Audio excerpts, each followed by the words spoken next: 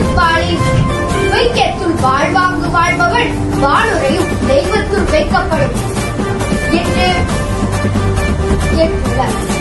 அதன் பொருள் உலகத்தில் வாழ வேண்டிய அறநெறியில் நின்று வாழ்கின்றவள் வானுலகில் உள்ள தெய்வத்தோடு சேர்த்து மதிக்கப்படுவாள்.